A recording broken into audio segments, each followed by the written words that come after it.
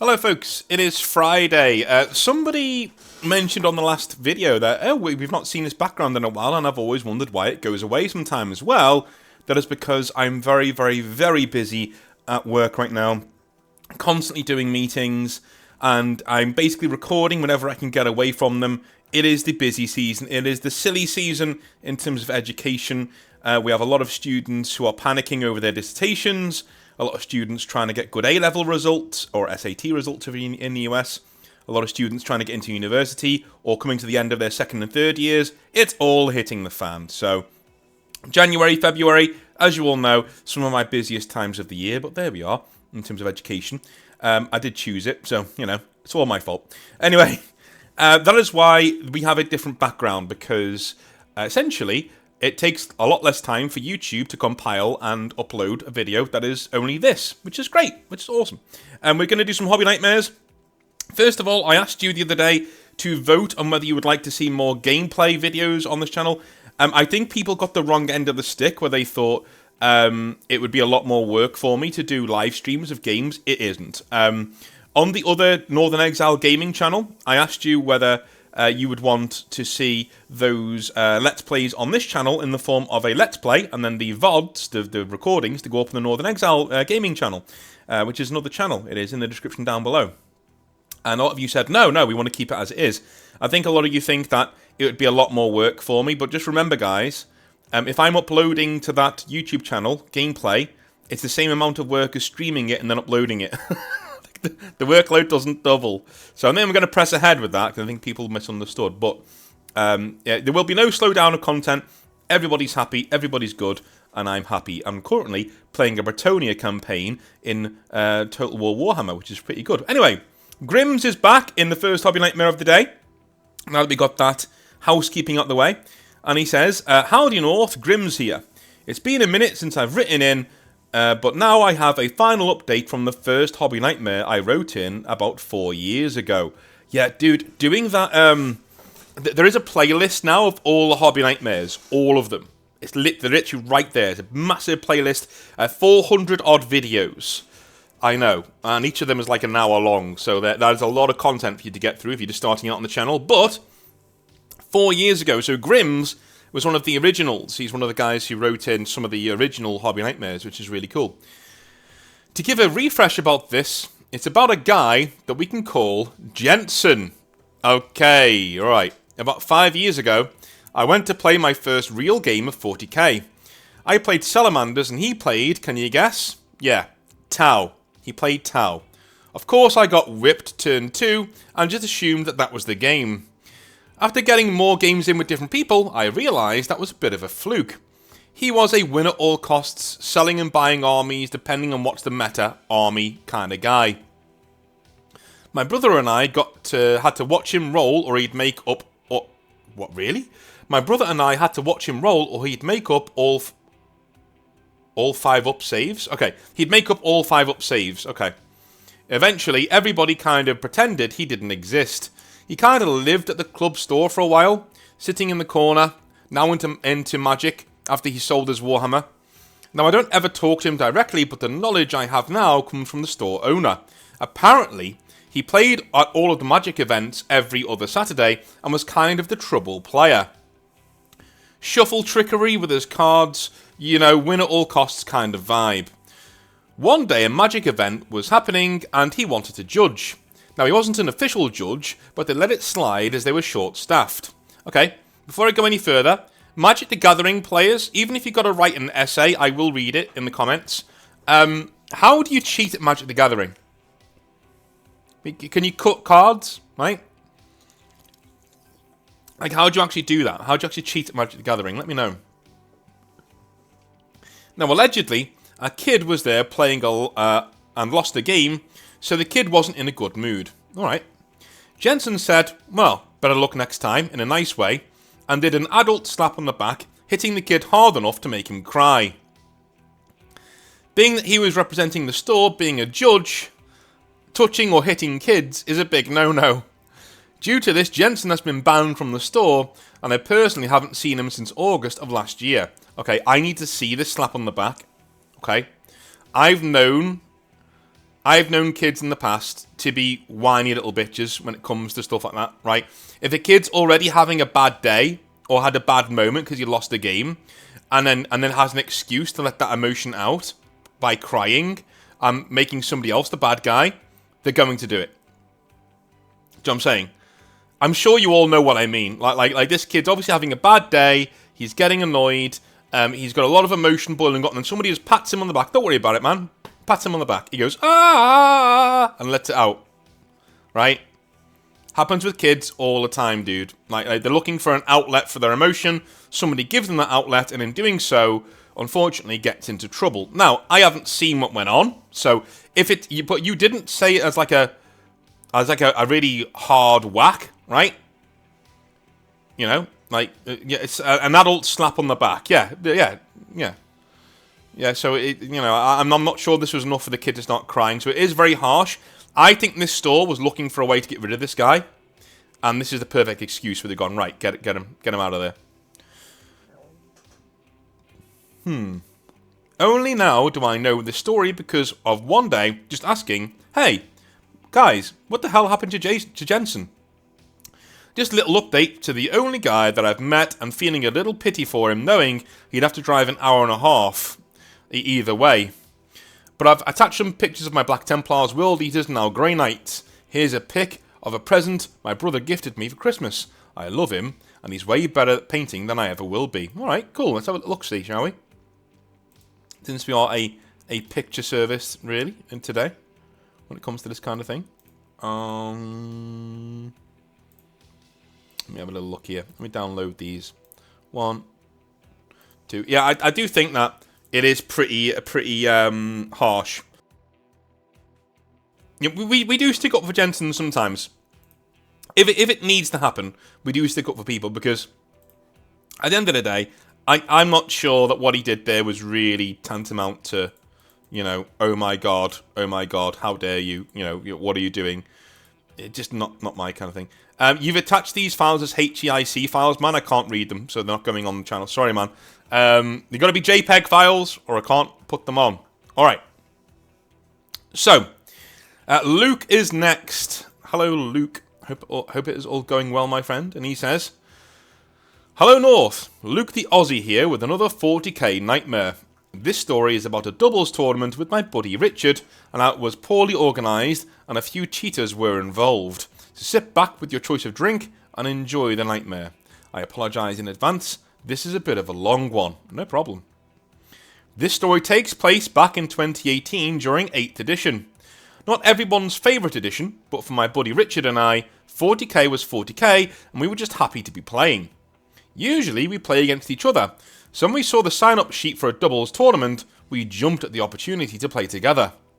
The rules were pretty lax for a tournament, but it was a charity event for veterans of the Australian military, and the winning team got a gift card for the local store, but the rest of the money went to the charity.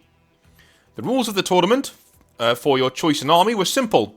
It must be tabletop standard in painting, 3 colours, and completely based. And you could not share the same codex as your partner. So, no Space Marine and Space Marine teams, but you could do Blood Angels and Space Marines as they are from different indexes and codexes, which was fine for us. Army selection. The tournament was a 2,000 point game for the team, meaning each player had 1,000 points for their army. I pondered which army to use. My Imperial Guard were in a storage container, and because of the time limit on the games, I didn't want to go Orcs to not let the time elapse too quickly. I remembered I had the Forge Bane on order now, and the new Chaos Codex and minis, and it came out the weekend before the tournament. So I emailed the event organisers if it was allowed to be used, which they said yes. So when the box came out, I got my half and the Codex, and went home to start building and painting. I painted them as Iron Warriors, as I liked their lore, and more importantly, that it was the quickest for me to paint. Silver spray, yellow in sections, and then poorly painted hazard stripes in black over the yellow. Based it all with the Mars texture paint, and over the next week I had 1,000 points, with some extra stuff I purchased in addition to make up for the points I needed. That is a clever way to do it. Very, very, very clever. The day of the tournament. Richard stopped at my place as parking was hard to get and it was a simple 5-minute tram ride to the event hall. We get off and head inside. The place was filled with people for the 2 days. 2 games each tournament day. We saw some familiar faces from our local gaming club, and even had people from all over come to the event. Around 80 players, so 40 teams, and it was the biggest tournament I've ever been to in or since. Day 1, round 1. The pairings were done by a computer program that was meant to pair scores to the closest other team, with the exception of round 1, which was a bit random. Our first game was against a Tau and Eldar player. I'll call them Lenny, the Eldar player, and Travis, the Tau player. We set up our armies, exchanged list information, and began the game, which went relatively smoothly. They seemed to focus on my Space Marines, especially my Defiler, even though it wasn't really that great, just big and scary, and I took it mainly to soak up points for my list. But they were determined to take it down, which they did in turn 1. But they opened themselves up to Richard's own Eldar tanks and bikes to take down 2 fire prisms. A large chunk of Eldar Lenny's force. After a few turns, I was wiped out, but Richard had to fight both of Travis and Lenny's armies on his own. I helped move his minis to speed things up, but Travis told me I couldn't because my army was taken out, and I can't touch minis that aren't mine. But Richard quickly told him that it's fine, and it'll make the game go faster, as I knew what he wanted to do. Besides that, a little bit of banter, the game went on well, and we had a close loss. Okay, it still seems to me like he's trying to waste time. I'd love to know the ins and outs of that game, like where the points were when he said that, because I'm willing to bet that they were winning at the time, and they were like, let's run down the clock. Anyway, that's me being cynical. I read too many hobby nightmares, I guess. Let me just take a sip of my drink. All right. We had lunch, and round 2 began after that. Round 2. Round 2 was when we realised the bracketing program didn't really work, as it was pairing people up, winners versus losers, and always did that, so the event organisers had to do it manually. We also realised that one team was missing, so one team would have had a bye. We were given to versus an Imperial Guard and Adepta Sororitas army, and this was before their plastic launch, so all metal, which was rare to see. We'll call the Guard player Greg and the Sister player Stan. The only plastic mini he had was Saint Celestine. Again, we set up our units on the table and explained our lists. The Guard list had a Scion army, which was also cool to see, as I haven't seen a whole army of them before. I tried to compliment them on their armies, especially the Sisters, but Greg simply wanted to get the game going. So we began, and they went first. Very aggressive, both armies, and the Scions in a Valkyrie flew over and jumped out to shoot my Marine squad with their plasma guns, but unfortunately for him, he missed and blew himself up, so more damage to himself than me. They didn't do much to our armies in the first turn, since Gary's Scions were so close to me, all my Marines were in charge range and minced them quite easily. This upset Gary, and he pouted and crossed his arms for the rest of the game. Richard aimed his flyer at one of Stan's sister squads, but due to their natural nullifying abilities, it didn't do very much. This is where the problem started to arise. On their turn 2, both Richard and I noticed Gary was moving his unit a little too far forwards, and we told him to move them back. Stan was no issue. Then, during their shooting, Stan mostly shot at me, whilst Gary mostly shot at Richard. He had his Turok shoot at his jet, since it was their biggest annoyance. Richard used a stratagem, Jink, to make it harder to hit. Gary looked like he just got slapped in the face. What? That's not fair. I didn't know you could do that, he said like a child. Richard said, I never hid what I could do, and I did it on turn 1, so you knew I had it, but I'll be kind and let you pick another target if you want. He agreed, with some attitude, but he picked another one of Richard's hover tanks, which like turn 1, and just... Wait. He agreed with some attitude, but picked another one of Richard's hover tanks, which like turn 1, and just now Richard said, I can use drink on this Dude, all right. When you're doing speech marks, speech things, you're not finishing off when somebody's finished speaking, so it just goes into the next sentence, and it makes it really hard to read. Anyway, Richard said, I can use Jink on this, but this time Gary said, how? Like Richard was cheating now. What do you mean? I would use it like I did before, responded Richard, but Gary wagged his finger like a child, which included... Dude, come on, what is this? At a child which in could see annoyed Richard. Okay. No, you already used that stratagem on your flyer. Richard, myself, and even Stan looked at him with both confusion and a look of, you've got to be joking. Richard then shook his head. No, you either shoot at my jet and I use my stratagem, or you choose a new target, but that also means I don't use my stratagems this turn. This was Richard's ultimatum. Gary chose his own option, to complain and call Richard a cheat. He tried to get a judge over, but the judge said that Richard was right, and more than fair to give him a choice in a different target. Even Stan said to knock it off and continue, which he said, no, I'm not playing them. He sat on the nearby chair and got onto his phone. Stan looked more annoyed than us. He asked, so what do you want to do, call it there? Richard and I agreed, but we ended the game early to our win. Stan apologised on Gary's behalf, and we packed up our models, shook hands with Stan, and went home for the day. Dude. Again, I know I'm getting annoyed at your writing, but you are like, this was rough so far. There's a lot more to go, but this is rough. Yeah, guys, one thing you should do whenever you're writing a Hobby Nightmare, use spaces for, paragraph breaks for speech, right? So literally have one line be somebody saying something, and then the next line, again, press the enter key, next line somebody else saying something. It makes it a lot easier to read than it all being splurged together in one paragraph, and even worse when that paragraph doesn't have speech marks. It makes it really hard to read. Anyway, day 2, round 1. Next day we arrived, and it seemed a few more teams had dropped out. Still at an odd number, however. Gary and Stan were amongst the teams that had left. I'm not surprised. You know what? That Gary dude probably, like Stan probably took Gary aside and was like, dude, either your attitude changes or we stop playing. And it was just like, well, they probably got into a bit of an argument and just left the tournament. Yeah, Gary and Stan were amongst the teams that had left. I'm not surprised. We got straight into it and paired up with, to our surprise, 2 Blood Angel players. That's not allowed. That's not allowed, is it? Richard and I looked at them and then each other with confusion as to the rules. Hi, one of them said. I'm Kyle, and this is Oliver. He introduced them. We introduced ourselves and asked why and how you are running 2 Blood Angels lists as one army. They explain that one is running Blood Angels and the other is actually running Space Marines, and Kyle is borrowing Oliver's Blood Angels minis to play the Space Marines. This is going to be so confusing. He was using them as Raven Guard. We nodded.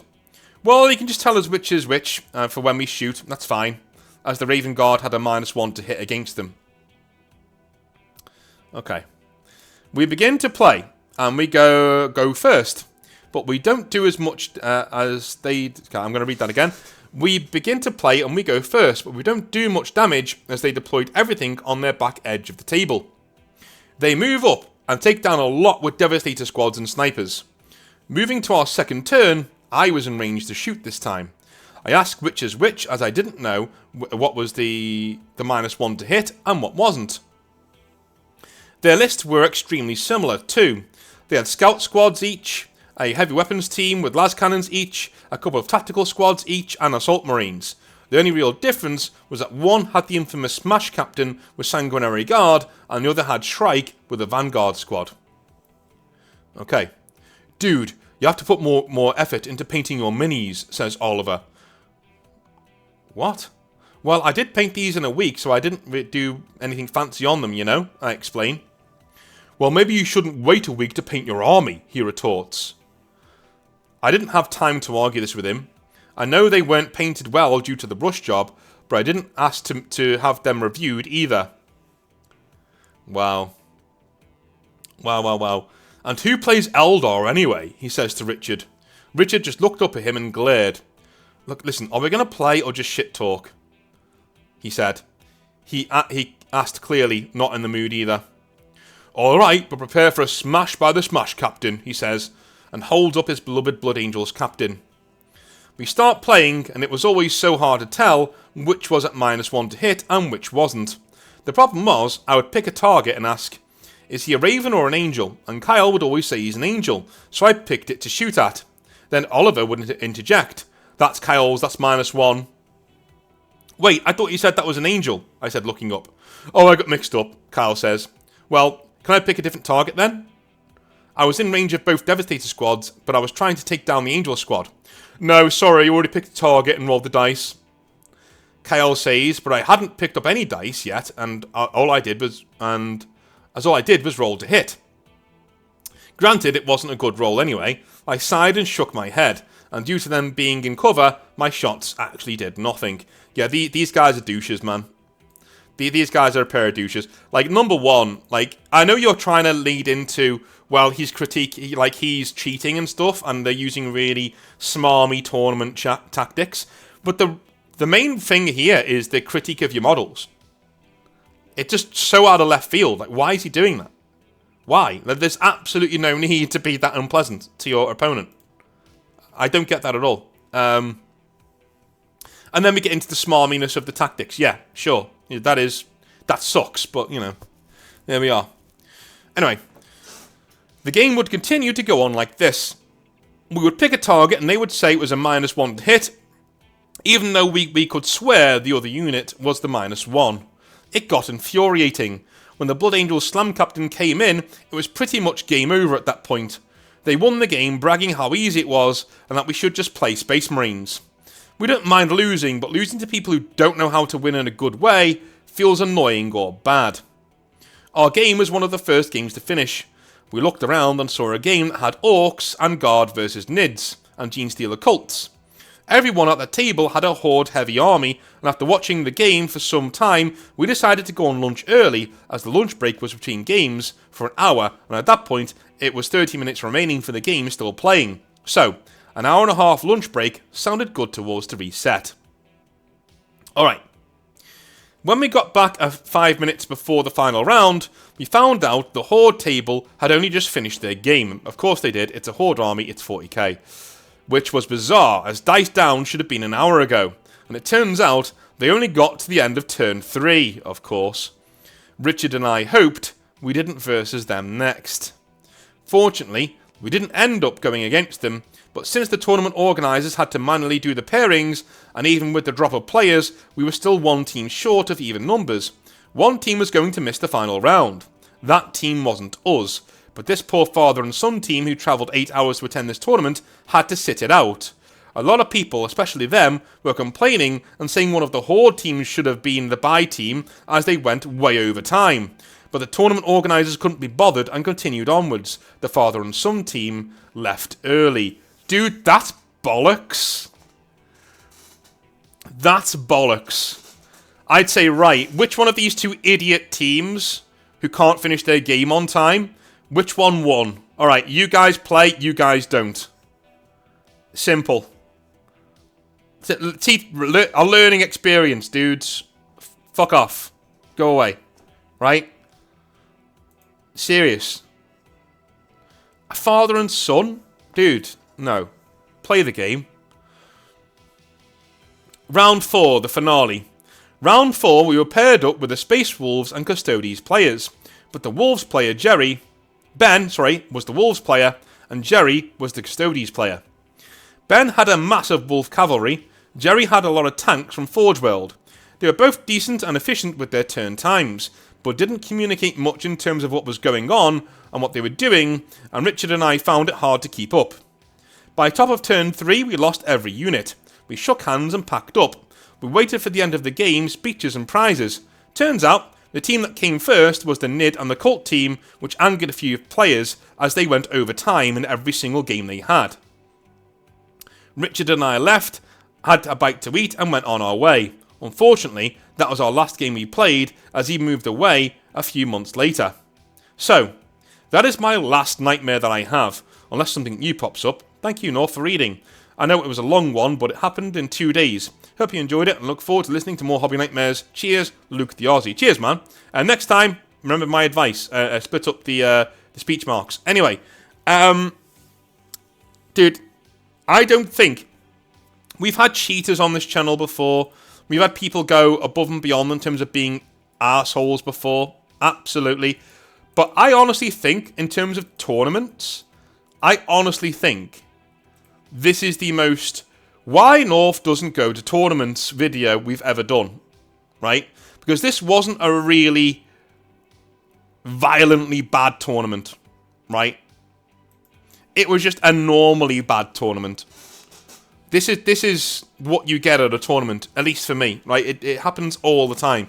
You will get at least one chucklehead who tries to bend the rules to his whim, or tries to essentially cheat, right? Or run down the time, run down the clock, be very, very gamey. Or you'll get a last one there, that last game. That last game is the worst for me, 'cause at least you can have a bit of banter with the other two and basically tell them to fuck off and say, look, I'm not playing you anymore, you guys are assholes. But those last two did nothing wrong, right? They were just really bad at communicating, and the game was boring, and you didn't do anything, right? It was literally win at all costs kind of a thing. This is a normal tournament experience. That last one you did there, that's the normal tournament game, right? A guy, or guys in this case, but a guy who literally mumbles, -1, and you, okay, I'll roll my save, and you literally play it like a pair of computers, you know? Because you're not there to have fun, you're there to win. There are friendly tournaments, of course there are. Like my one that I'm doing, that will be a friendly one-page rules tournament, and it will be about narrative and having fun and having a drink and things like that. But don't come to our event. I'll put it on screen now. Don't come to our Exile Fest event on the 21st of June expecting a normal tournament. This will be a really, really casual, have a lot of fun, have loads of drinks, beer and pretzels game fest. That is what we are doing, right? It is not going to be one of these. Essentially, what I'm going to try and do for Exile Fest is do a tournament that is how a tournament North would like to go to, essentially, right? I'm organising an event that I myself would go out of my way to go to. So yeah, that's what we're going to try and do on that event. But the reason why I don't go to normal tournaments is essentially what we've come across here, right? In all 3 games. The 2 games were extreme, but the one that really hits home why I don't go to tournaments is that last one. 2 really uncooperative, really quiet players who are there to win, who you get no repertoire with. You get not repertoire, you know, there's no back and forth. There's no, like, camaraderie. It's like you're playing against the machine, and then you lose because, you know, they finally tuned their meta to a fine degree and slice through your army like a knife through hot butter, and you go home. You know, this is why I don't do it, right? And this is why I've organised the tournament that we're doing in the way that it is, right? Anyway, if you want to know more about the tournament, email your interest to northernexileevents@gmail.com. That is northernexileevents@gmail.com. Simply give me your name, your 40k army of choice that you're bringing to the one-page rules tournament, and contact number, and you'll get a welcome packet of what to do, and what kind of points to bring, and where to stay in the city if you're travelling, things like that, right? Awesome, awesome, awesome stuff. Anyway, I love you all long time. I will speak to you on Sunday, where we're going to be covering the Lost Legion. So make sure you get your Lost Legions in to the Northern Exile. No, not Northern Exile Gaming. No, the hobbynightmares@gmail.com. That is hobbynightmares@gmail.com for your submissions to read out the Lost Legions. I will see you on Sunday. Have a wonderful rest of your day, and I'll speak to you soon. All right, have a good one. Bye now.